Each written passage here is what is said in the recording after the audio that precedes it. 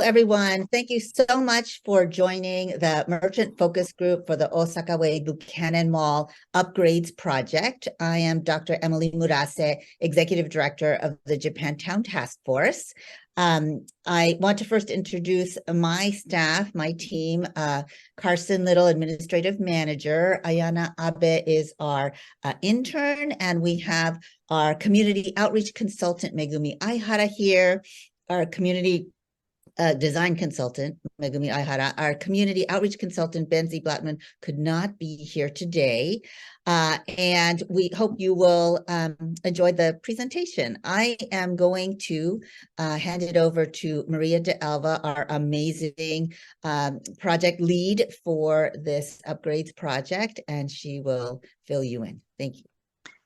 Thank you, Emily. My name is Maria de Alva. I'm with the planning department, and I'm overseeing the outreach and engagement pieces for this project. And I'm here today with my colleagues at Public Works. I have Trent Tiger, the project manager, Public Works. Hi, Trent. In the landscape architecture team, we have Brett Demaray and Winnie Chang. And for the Office of Economic and Workforce Development, Rafa Moreno here today, and then Office of Small Business, Marianne Thompson. Thank you so much for joining us. So to get us started, I'm gonna share my screen. We'll give we did introductions. I don't know, Masahiro, if you want to introduce yourself for the group.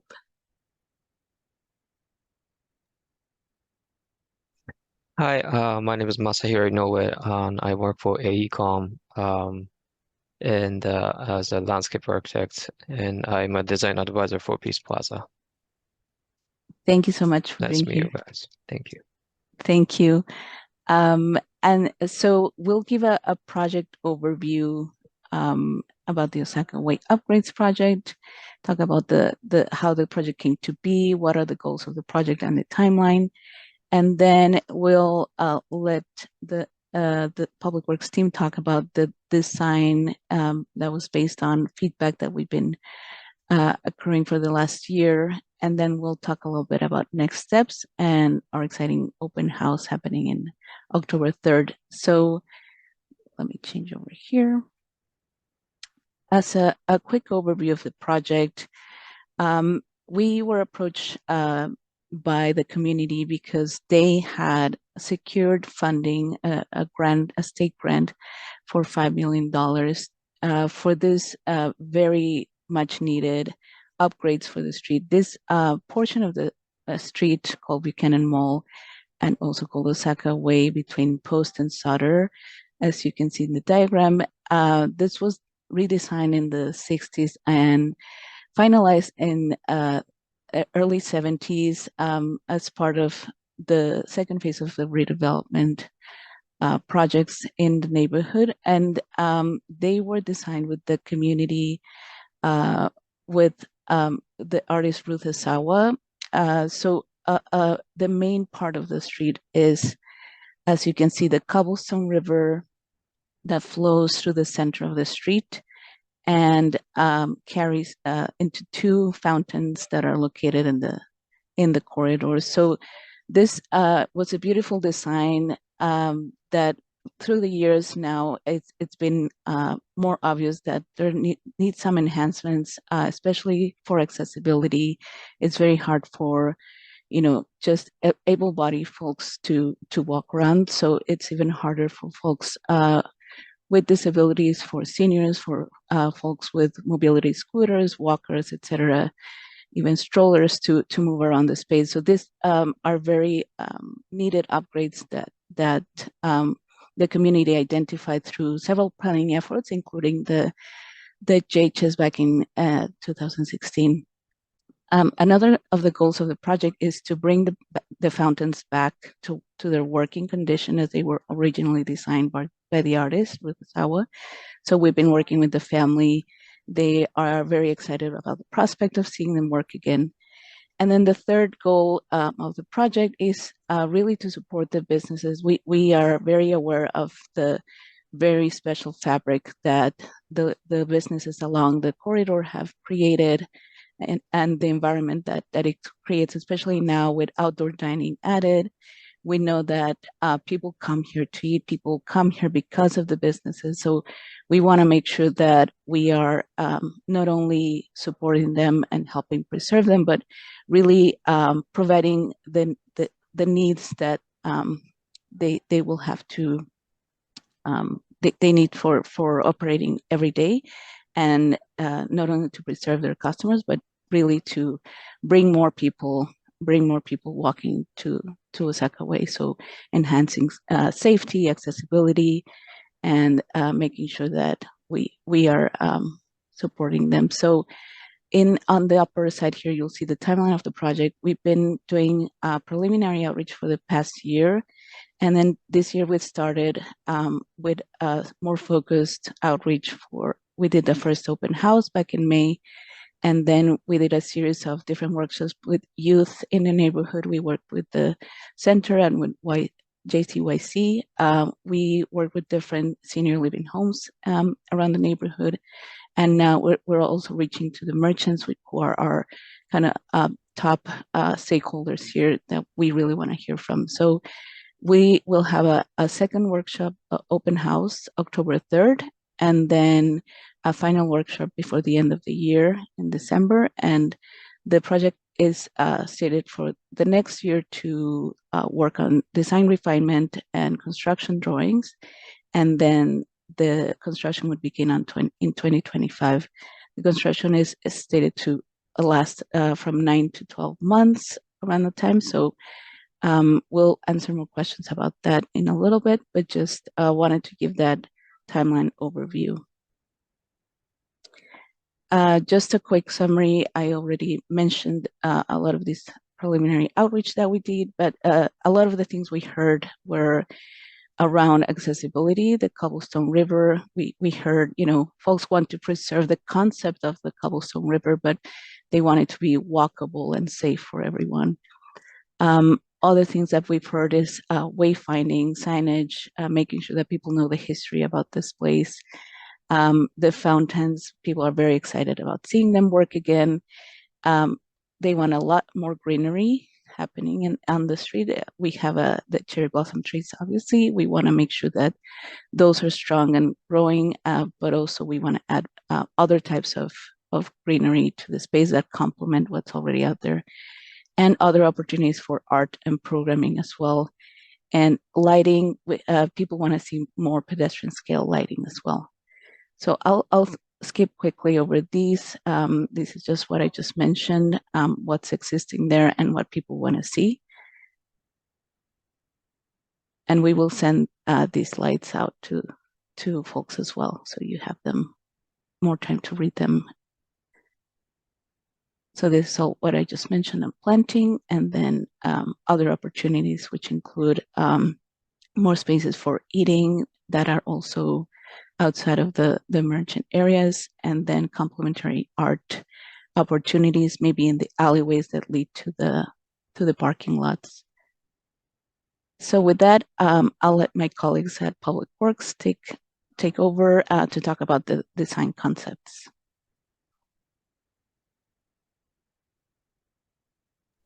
Okay, thanks, Maria.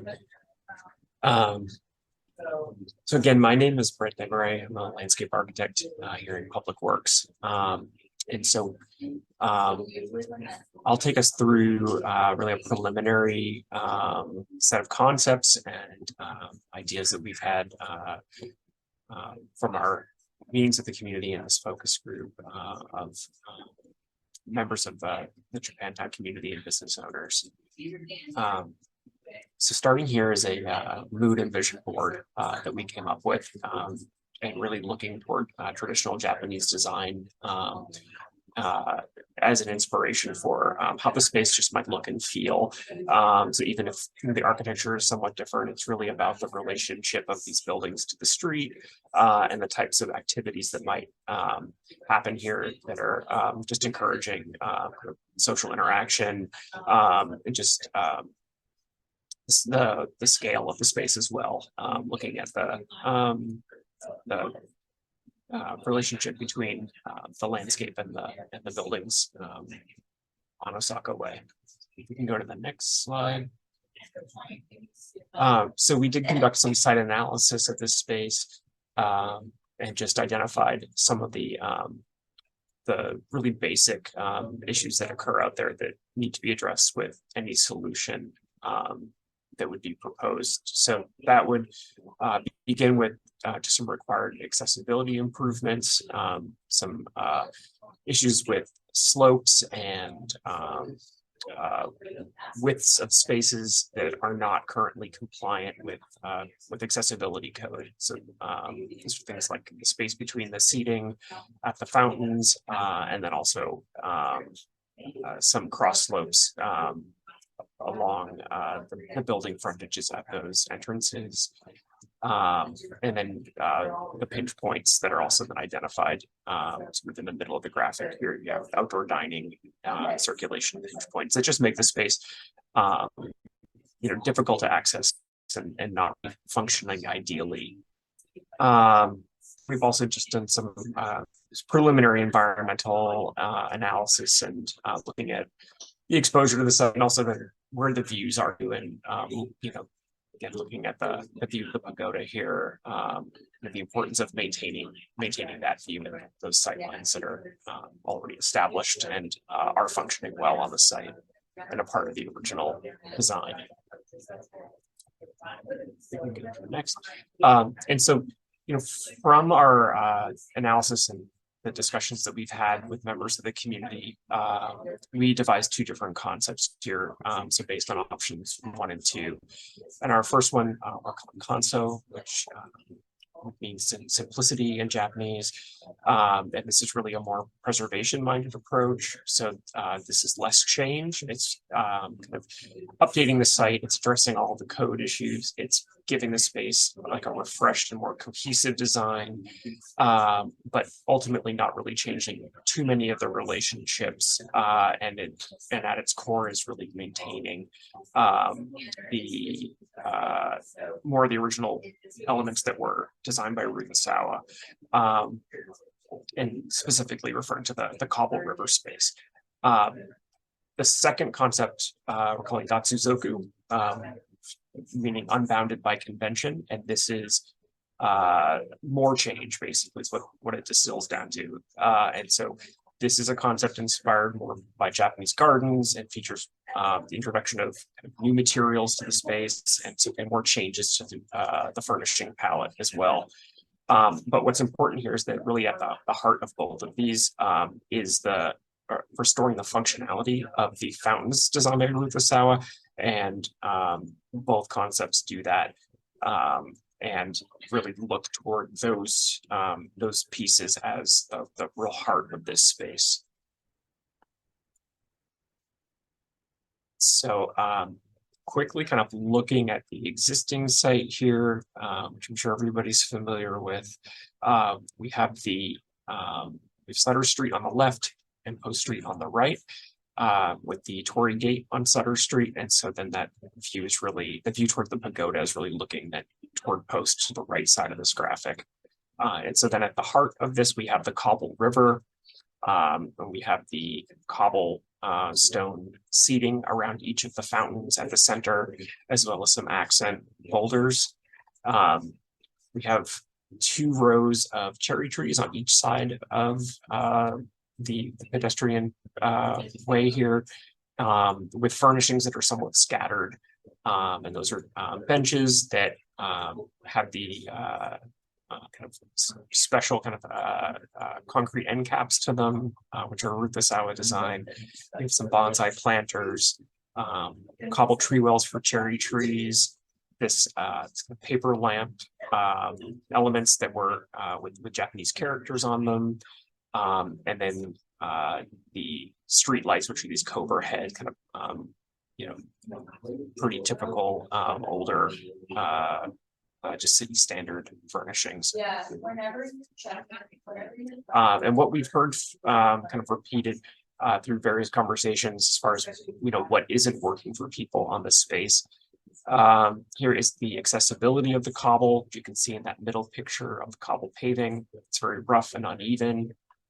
And we know that is not that's not to code currently. That the seating at the fountains is somewhat uncomfortable. And that the fountains themselves, of course, they have maintenance issues. They're not really functioning well. There's a lot of problems with debris and stormwater flows getting into the fountain basins and causing them to not operate. And it's been a lot of work to keep the fountains functioning. We've also received comments just about the sort of clutter of the furnishings and the need to maybe come up with more of a hierarchy and organize the furnishings. So things like the benches, the paper lamps and street lights and planters, just kind of finding a way to streamline that and make it a bit more organized. And we've also received comments too about the concrete paving joints, which are on the plan, those kind of larger rectangles, everything that's sort of outside of the Cobble River, that those larger kind of joints in that concrete paving are can be a bit of a tripping hazard, aren't great to walk on. But I think overall, you know, the things that are working here though are of course the views. People are very attached to the cherry trees. Those are very important. The outdoor dining is successful, and that relationship to the merchant spaces. And then also, of course, the elements that were designed by Ruth Osawa are extremely significant as well.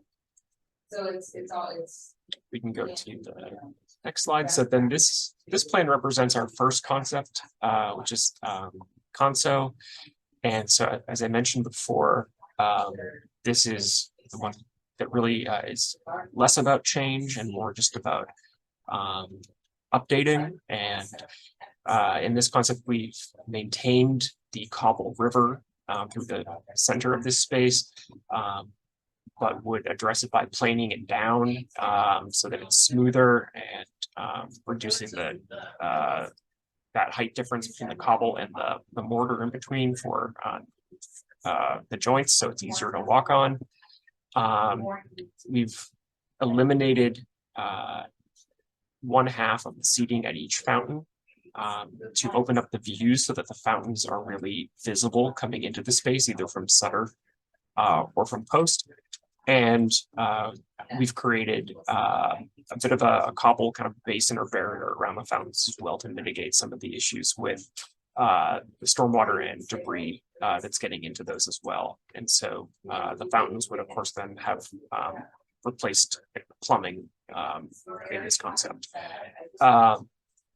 The street trees along the side, which are the cherry trees, are kept in place, but the condition is improved by linking them together through larger planter spaces. And in doing this, we could improve the growing conditions underground through a number of different strategies. And then also that would give an opportunity to introduce more green space under those trees as well. And that planting selection could have cultural significance. And we've also added planter seating that also could function as space for the existing bonsai type trees to be planted as well. And so there are backed and unbacked options that could work with that. And those would be a larger gesture and having this kind of stone or pebble-like form to them, which you can see on the left side of the bottom left image. We could also design planter rails that along with some of these spaces of the cherry trees to improve the success of the trees and the underplanting as well, to protect them from pedestrians and dogs. And that design could be customized and feature culturally significant elements. And then looking at replacing the concrete paving outside of the Cobble River that would be using unit paver bands, like accent bands, and creating a code compliant concrete, but keeping that same scale and pattern in the existing, that's found in the existing paving. And then also updating the lighting on the site. We're showing a city standard light fixture here, number 6 image on the bottom right. isn't limited to this one, but just an example of a more contemporary type of light fixture that we could use to give the space kind of an updated feel. And then placing all of the furnishings more in a line, the trees, the benches, the light poles, so that there is a more streamlined pedestrian through the space without any pinch points. Then going to the next option. I'm sorry, these are just enlargement images from the previous slide, just to give you a better look. And then diagramming out the kind of zones that we've organized the space around. So business zone in purple, keeping that space flexible to allow that opportunity for merchants to be able to have tables or chairs or even put merchandise out on the street during open hours to kind of create that overlap between the businesses and then the activity in this space as well. The furnishing zone shown in that kind of yellow tan color where we've organized a lot of the benches and light poles. And then in that that lighter kind of off-white color is the visual corridor. So keeping that space open so that the Torii Gate and the pagoda have strong sight lines through the mall.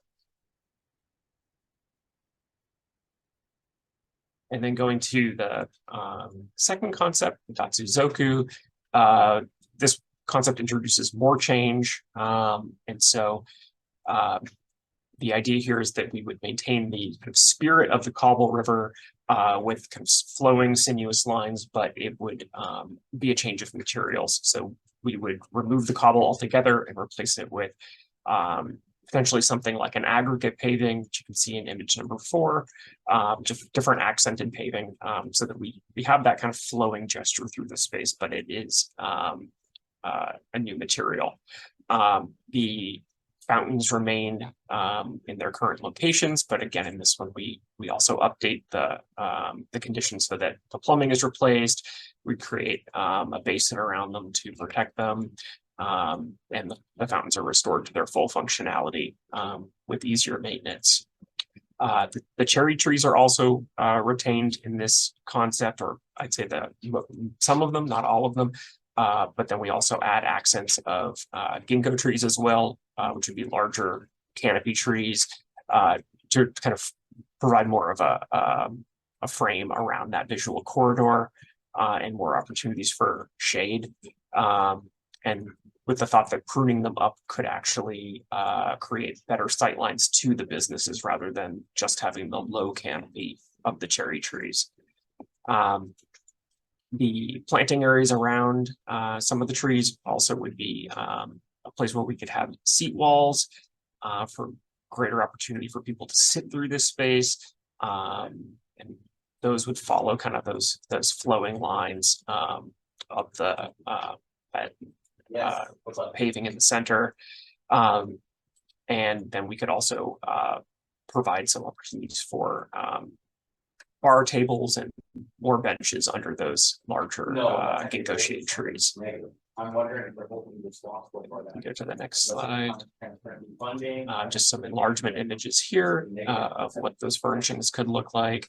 On the top left, those benches, pebble seating in image number 2, the bar tables, which we've heard have been very successful in this space, types of decorative paving, unit pavers that could be used outside of that space between the visual corridor and the buildings, and then updated lighting and the 2 trees in this concept. So, and then in this configuration, again, we're keeping that open business zone space in front of all of the different shops and restaurants shown in purple, and making sure that we have good access perpendicular across the mall from the businesses out to that main pedestrian space. Keeping the furnishings organized and in line, and then keeping that clear visual corridor through the center. And then just to sketches here to show the look and feel of how these spaces might be. So going back to option 1 on the left, really, kind of maintaining a lot of the feeling that we have currently with updates. And then option 2, you can see more changes with the introduction of the larger trees and different paving materials and furnishings.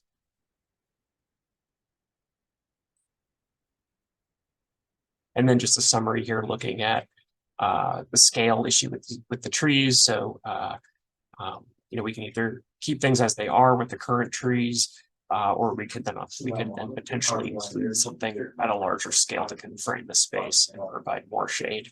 But either option could work. There's no days. There's no days.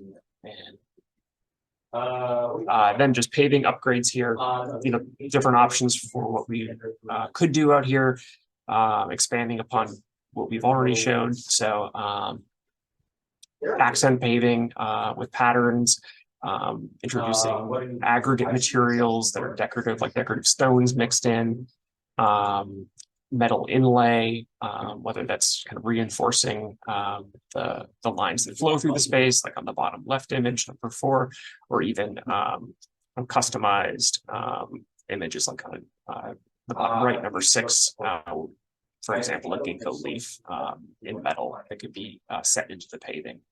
All kinds of opportunities to kind of customize the space and add layers of meaning to it. And then again, some options or opportunities for new lighting on the space.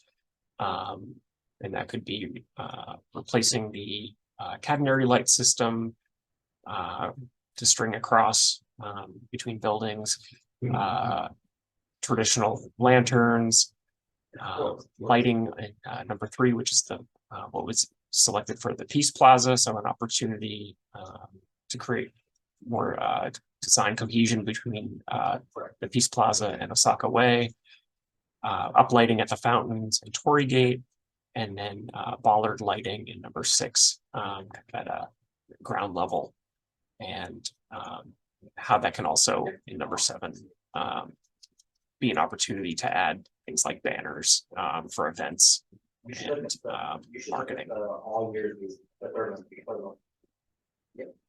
And then this last slide here is just really a summary comparison about what's similar and what's different between these two options. And as I've mentioned, it's we'll address the operation of the fountains in both concepts, and we'll address code compliance issues in both concepts.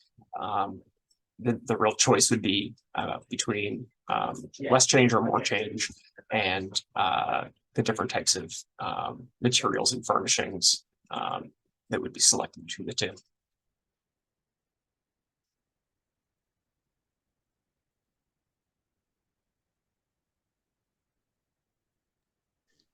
Thank you so much, Brett. And so that is concludes the presentation. I see we have 2 new folks who joined us, Matt and Zishi. Would you mind introducing yourselves? Go ahead, Matt. I'm Matt Avery. I work at Paper Tree. I'm just standing in for Linda Miara at the moment. Thank you so much for joining. And we're recording the presentation, so we'll send that out. Zishi. My name is Steve Ishii. I'm the executive director for Kimochi. Thank you so much for joining. Sure. All right, and we have here city staff and then staff from the Japantown Task Force.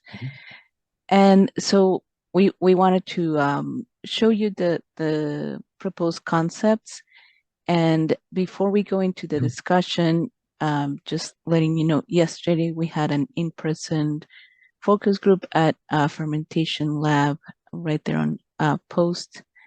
And we wanted to just give a quick recap on what we heard yesterday and maybe ask a few questions. I see also Rich Hashimoto just joined. Hi, Rich. Thank you for joining. Hi, sorry I'm late. No worries. Would you like to introduce yourself to the group? I'm sure merchants know you, but city staff. Certainly. Richard Hashimoto, I'm the president of the Japantown Merchants Association. And I'm also the corporate administrator for the Japan Center Garage, the garage that's underneath the Peace Plaza. Thank you. Thank you so much. So we just gave a presentation on the proposed concepts based on the feedback that we've been gathering for the past year. We are going to give a quick recap from the merchant group focus group we had last night at the fermentation labs. We had about 3 attendants, so Hoshinaya and Jenny from fermentation lab, and Gregory from Forest Books. Did I miss anyone else? And Mr. Miura And from Mr. Miura from Super Miura. Thank you. Megumi, did you want to facilitate? Sure. So some of the concerns that the merchants brought up included things like from the restaurants, when the construction starts, there's going to be lots of dust and people won't want to come, and they were worried about the economic losses they might suffer during the period of construction. Others were concerned about the length of the construction and in their experience having construction last longer than the original schedule. And so that was a concern. Others were concerned with sight lines across Osaka Way from one side to the other because, their businesses survive on foot traffic. And so, if there's an obstruction to get from one side to the other, they're worried that, people wouldn't make the trek across to visit the other stores on the other side of the alley. And so some of the city responses included things like, having these discussions early with the merchant community and with the city staff in advance could help alleviate some of the concerns. Marianne Thompson from the city small business, she helps small businesses in the city. She described how in Noe Valley they were able to get a work permit so that work was done at night so that the businesses weren't impacted as much during the day, and that could keep kind of the noise and dust issues at bay during business hours. And I know Rafa also mentioned that there are some grants available for certain businesses to kind of deal with the ADA issues at their threshold. So that could be a resource for businesses in the future as the planning and the construction kind of logistics are worked out. But altogether, it was a great meeting, and it was great that people are coming out now to become aware of the issues so that we can work together with the staff. And Grace Horikiri, the executive director of the Japantown Community Benefit District, she's kind of your champion. So, we're kind of keeping her posted. I'm with the Japantown Task Force on behalf of the community.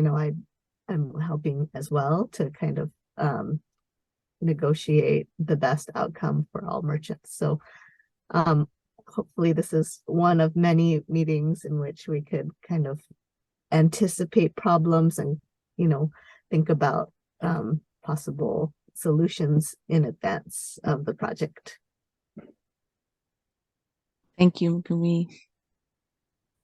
Any other remarks from staff you wanna? No. Okay. So I just wanted to turn attention back to the agenda. The agenda document has some questions and prompts that we thought could be useful to kind of understand your concerns and your day-to-day operations. We've heard from Linda Mihari from Paper Tree about just ADA concerns for the entrances, also delivery supplies.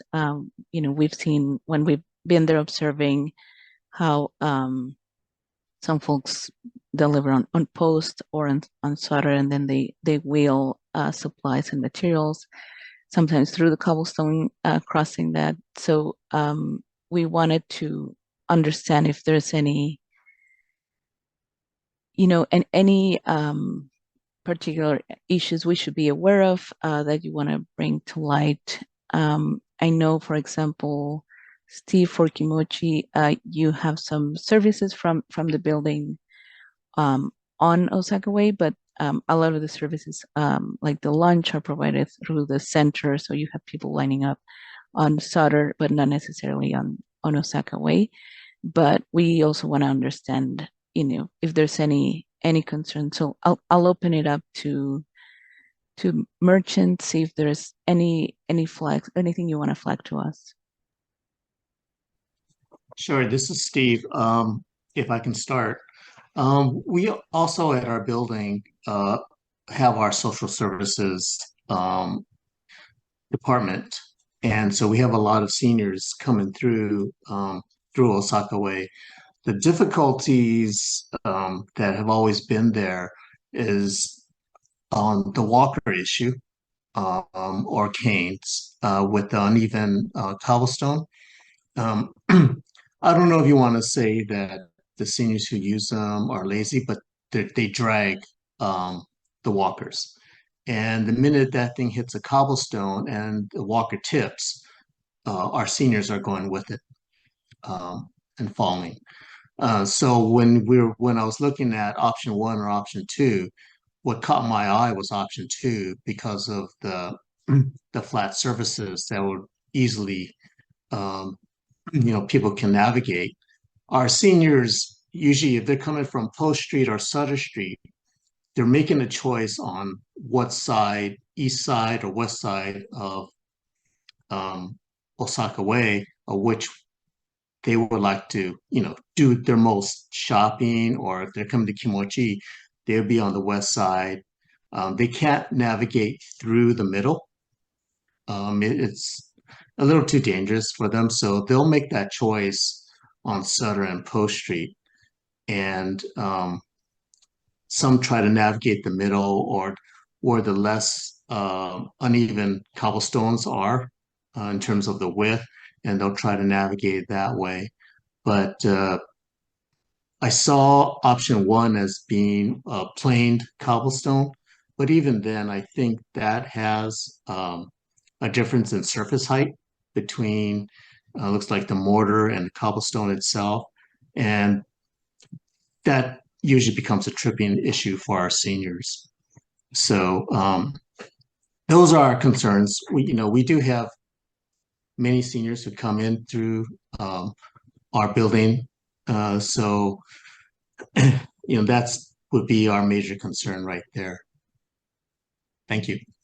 Hey, Steve, just kind of jumping in on this one to kind of answer your question. I totally hear where you're coming from. And, as what you're kind of getting at is one of the core goals of the project is just to fix that exact issue. I think just to give you a little bit more information, it's showing like that picture at the bottom there, number 3, plain cobble. That's not really showing what we would actually be like kind of the final result. We're totally hear where you're coming from, where there might be some height difference gap between like the plain cobbles and the mortar, but we would be working with our ADA coordinator on this, and essentially we would more or less have the mortar and the cobbles to be at the exact same height, or within kind of a tolerance that would be completely ADA compliant. So in that aspect, there shouldn't be any issue kind of between the two different varieties. It's more of a visual and kind of more historical visual. yeah. Got it. Thank you. Well, we'll make a note to show that more clearly too. Rich. Hi. I'm sorry I joined late. I had a previous engagement, but you may have already answered this question. But in your experience, has projects like this been a problem for ADA compliance for the shops? I know there's a couple of shops on Buchanan Mall that have steep ramps that go into their business, and just wondering if that would trigger any type of ADA issues. Dubu, for one. Dubu they've got a pretty steep ramp going into their business. Yeah, it's right there. Yeah, so kind of jumping on that one as well, Rich. That's kind of the city kind of program is called like Accessible Business Entries, or ABE. Right. Usually it's the Department of Building Inspection that kind of goes around and sends flyers and what have you about that sort of thing. So on most of our city projects, as we're coming through here, I guess kind of using a more typical project that we do, which is on a normal street with a sidewalk and business entries, we would more or less send flyers out to each of the businesses and say, hey, we're coming through here. We're going to do X, Y, and Z work. We're going to be repairing this sidewalk. If you're planning on doing any kind of upgrades, or if you need to kind of fix anything on your end, let's talk, let's coordinate, and let's make sure that we're, matching up our elevations and that everything kind of meets up. It's usually kind of a good chance for that to happen. In other cases, what we've done is we tell these businesses, hey, if you don't have any plans to do that, but that you have an issue, you can basically, once we have a construction contractor on board, you can talk with them and maybe make a deal kind of separately, but while they're there, they can do any kind of fixes.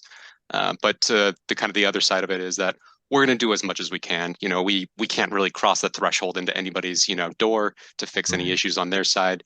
But we'll kind of grab as much of the scope as we can that basically still kind of falls within the city's purview to fix.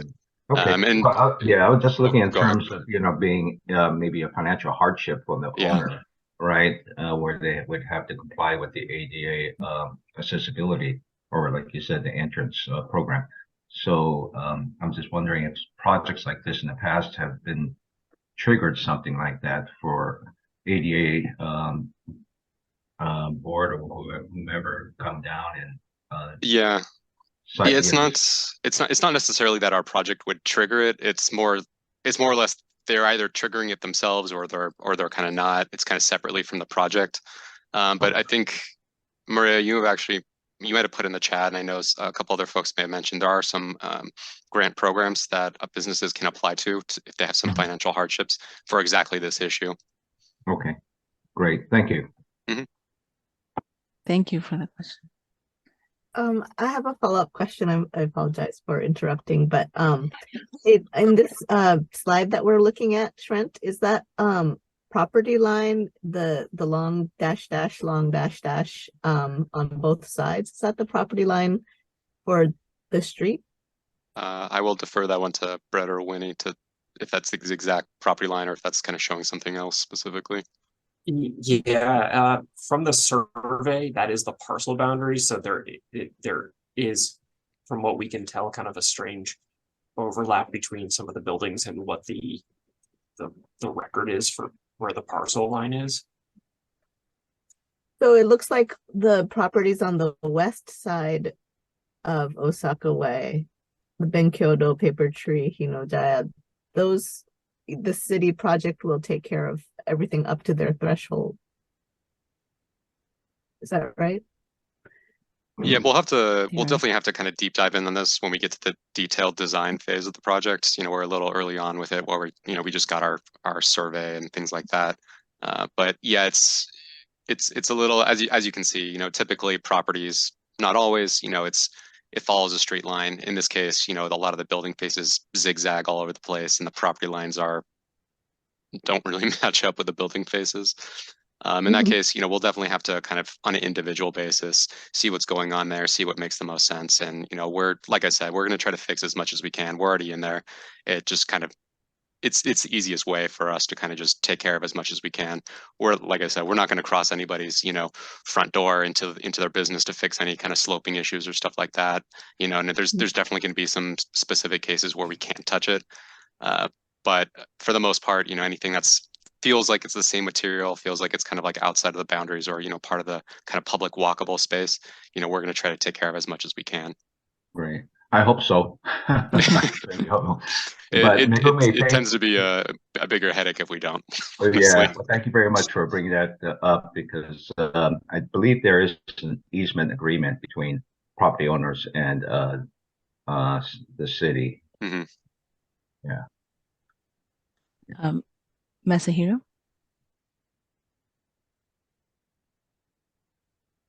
Yes, this is really exciting. I personally like the second option, but so I have some questions for this option. Like, I appreciate the showing the respect to this original design. But going back to the cobble paver paving layout, I think I missed the explanation of how to establish that. Is that new pavers, or how do you establish that cobble pavers? Right. So this would be removing and salvaging the existing cobble paving and planing them down and then resetting them at the new at adjusted grades. So we're good on slopes for code, and then setting the cobbles that have been planed so that we can get I see. the height difference between the mortar and the cobble to be correct as well. Okay, got it. Great. Yes, I just wanted to confirm. So, and my next question was EVA. Is there any emergency vehicle access required to this space? And then that triggers like that implication is the vehicular rated pavers. So if you cut the paver thickness, that you'll lose the strengthening of the pavers. And then, if this space needs to be a vehicle accessible space, fire truck and all that, the pavers need to be a certain thickness. So yeah, we need to be aware of that. So I wasn't sure about how to salvage those. We don't know the thickness. Yeah. So that's my comment. Yeah, and then for the second option, yeah, I really like this option because after COVID, the urban outdoor space use, the way the space has been used is completely changed after COVID because of the outdoor dining space, so that completely this space was used differently now, so that the major circulation will be on the middle portion, which also provides the view corridor, functions as a view corridor. And I really like the idea, and everyone's gonna walk on the middle, and then the along the building building facade will be used as a dining. So that's like really, I thought that the second option was really organized pretty well, and considered the function of the space pretty well. So I really appreciate that design. And yeah, also there's a response to the location of the fountains. Design was reacted to that and softly accepted, included. And also, achieving the more green and more seating, and I think very like center oriented. And then also like really will function pretty well for the tables and chairs, for merchandise.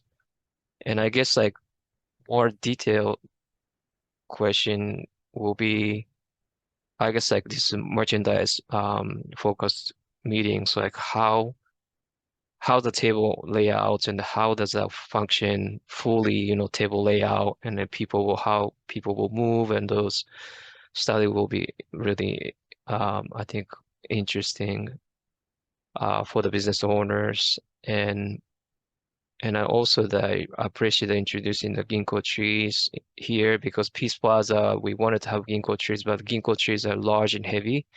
So the Peace Plaza is a podium, so like we couldn't have the ginkgo trees. So I think this is a really great, and it's we can have bigger roots. This is on ground. So yeah, I think this is a great move. Yeah, thank you so much for that. I really appreciate the design team to spend the time developing design. Sorry, I said a lot, but yeah. Thank you. No, we appreciate the feedback. Thank you. Brett or Trent, did you want to say anything about Yeah, I think a big item VA? is the EV, emergency vehicle access and fire truck. Yeah. Yeah, I guess kind of speaking on that, we're still pretty early in the design phase, but it's definitely on our list of things to do is to reach out to the fire department and kind of get exactly what their needs and requirements are. I did talk with them quite some time ago, just when I first kind of was told about the project, just kind of gauge what might happen. I think typically in this case, it's a little bit of a, it's an odd situation. It's not a typical street, whether a fire truck would need to be able to come up and down this. We need to make sure that there's access to certain, sorry, I'm blinking on the word for it, but essentially like the ports for that the fire department would hook up their hoses to. There's like one on the west side, at least, kind of mid-block. So there's definitely some spacing and access requirements that we need to provide, but you definitely bring up a good point about the just like the stress and load that the pavers would need to take to handle any kind of trucks going on them. We'll definitely keep that in mind as we kind of progress through the design, though. Yeah, and just looking at this image, and I just remembered the last comment.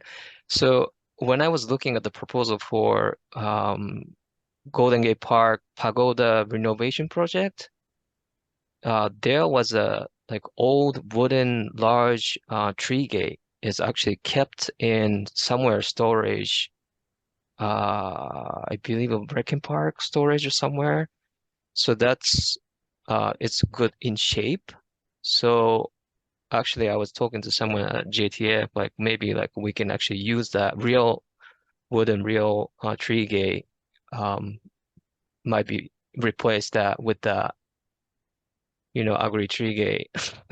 So that's a good idea. But also that I think we need to consider the size of opening, and if we need to have some kind of like ambulance needs to go through, or might be that needs to be like checked, and also structural integrity and all that. But it would be nice to have that real tree gate as well.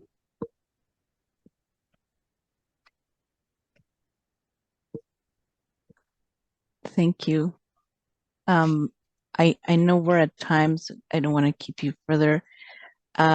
Just as next steps, we would like to continue this kind of open channel of communication with the merchants. We would love for you to attend the second open house. I'm putting the link to the event registration in the chat. It's on Tuesday, October 3rd at the center on 1840 Sutter Street. So please join us if you can, and we will continue to send these materials to you. We'll send out this recording. And if you have any questions, please don't hesitate reaching out to the team. I think we'll be working on these based on the feedback from the open house. We will begin refining the design to reach a final concept that everyone feels comfortable with. But even then, we will continue to address concerns that we know will be, ongoing. And once we have a better idea of what the design will be, we will be able to plan what construction will be like, so that we can reach out to you and plan that out specific to your needs, your schedule, and the community's schedule of events. So if are there any last questions before we close? All right. Well, I wanted to thank you, Matt, Steve, Masahiro, and Rich for joining us. And I'll ask city staff, they have 1 minute to stay behind. But thank you so much, and we'll see you soon. Thank you. Thanks, everybody. Thank you. Thank you. Thank you. Thanks so much.